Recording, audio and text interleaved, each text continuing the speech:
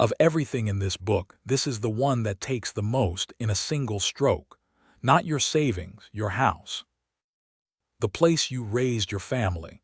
The asset you spent 30 years paying for. Gone in the time it takes to sign your name. Deed theft happens when someone gets your signature onto a document that transfers ownership of your property. Sometimes it's forged outright. More often, and this is what makes it so devastating, you sign it yourself, believing it's something else entirely. Here's the truth.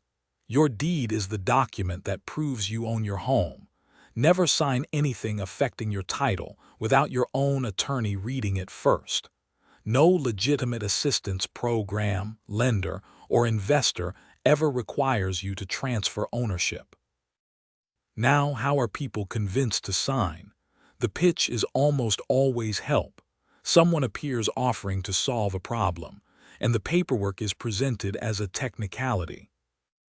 Foreclosure rescue. You're behind on payments, and someone offers to save your home. You transfer the deed to an investor temporarily, keep living there as a renter, and buy it back once you're stable. In reality, they own it.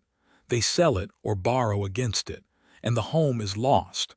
The federal housing regulator specifically warns about this pattern. Own your home free and clear. A promise to eliminate your mortgage through some special legal process, requiring you to sign documents you don't understand. The reverse mortgage version. Sign the deed over so they can arrange the loan, then they take the proceeds. A helper or relative added for convenience.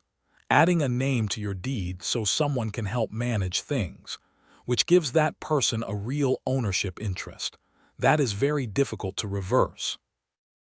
Loan modification, or debt relief services that bury a transfer in a stack of paperwork. An outright forgery. Your signature is faked and a fraudulent deed is recorded, sometimes on a vacant property, a second home, or a house whose owner recently died. Now, why is it so hard to undo?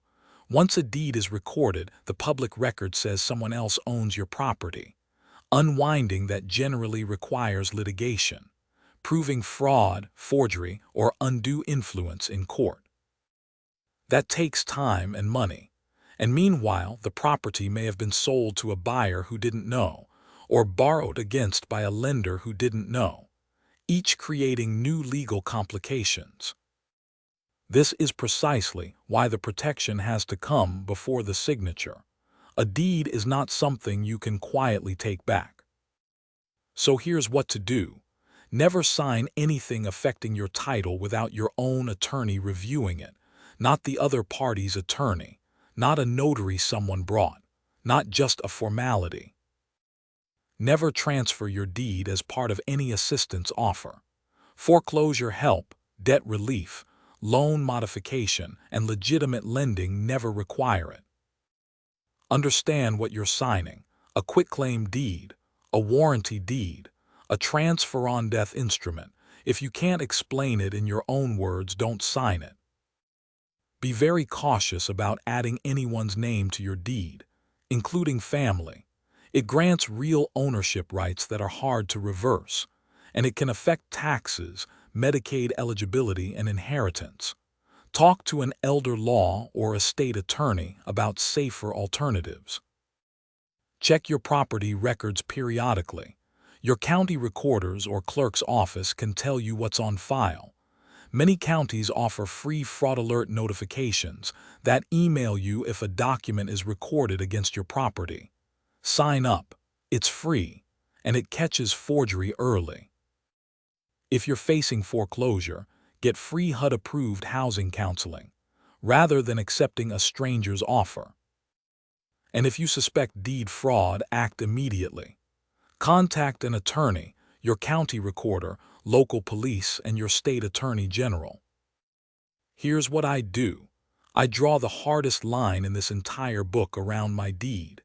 No document touching the title to my home gets my signature until my own attorney has read it and explained it back to me. Not a rescue offer, not a relative's convenience request, not something a notary brought to my kitchen table. And I'd hold onto one clarifying fact. No legitimate program has ever required transferring ownership. Real foreclosure help, real lenders, real assistance programs all leave your name on the title. So the request itself, however it's dressed up, is the confession.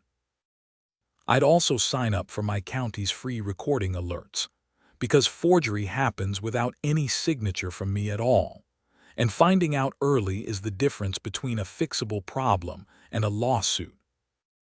My savings I could rebuild. My house I could not. So this is the one place I'd accept no ambiguity whatsoever. So let's practice. You've fallen behind on your mortgage, and a sympathetic man says his company rescues homes like yours. You'd sign the deed over temporarily, stay on as a renter, and buy it back in 2 years once your credit recovers. He has papers ready, and a notary in the car. Run it, transferring my deed as part of an assistance offer, with paperwork today, and their notary. You don't sign anything. Instead, you call HUD for a free approved housing counselor. Real help that never requires your title. The offer wasn't a lifeline. It was the last step of taking your house.